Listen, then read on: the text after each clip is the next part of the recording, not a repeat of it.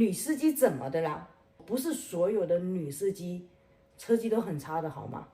这2天呢一直在处理那个车的事情，反正呢对方是不赔的，但是呢车主倒霉了，他这辆车是租回家的，但是那个车行给我打电话，他一直跟我说，那个人一直说你要讹他，我说我就刮蹭一下小毛病，我讹他什么？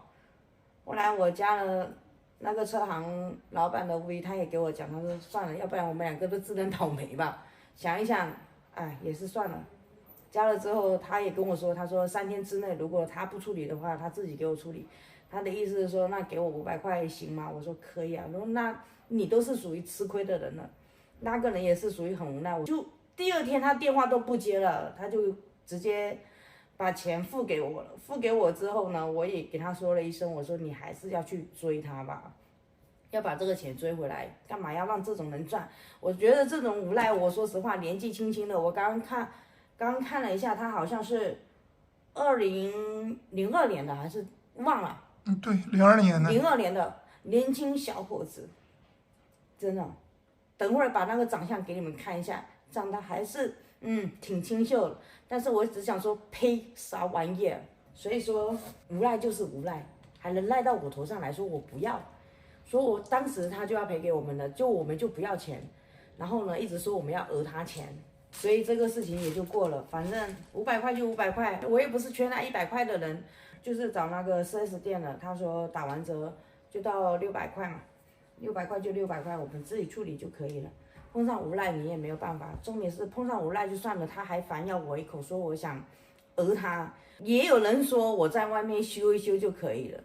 但是我想说，我能选择在4S 店修，我就要在4S 店修。每个人的想法不一样，真的。我以前也碰过，就是啥，就是我车子在开的时候，人家也是这样子，人家就装上来了，就拐弯的时候，这次也是我停在服务区，他拐弯的时候要停车的时候撞上来的。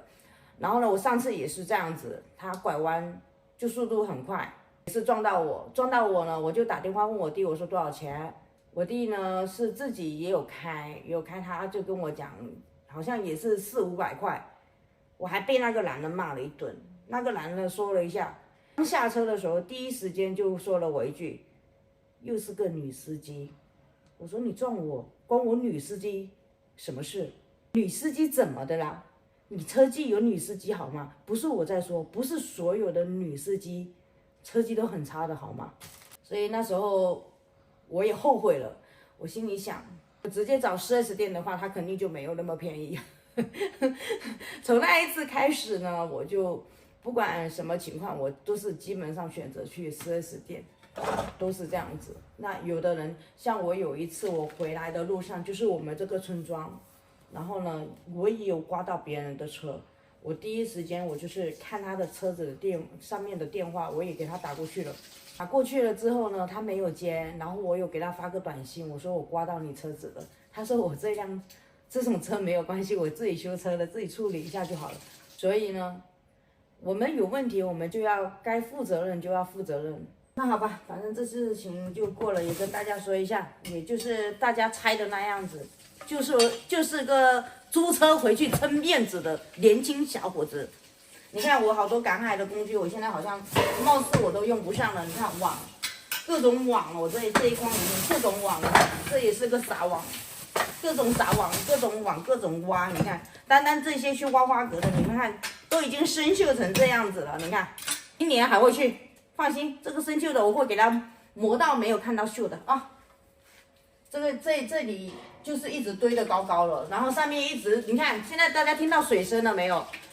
这边都漏水，然后叫那二房东处理，他又不处理。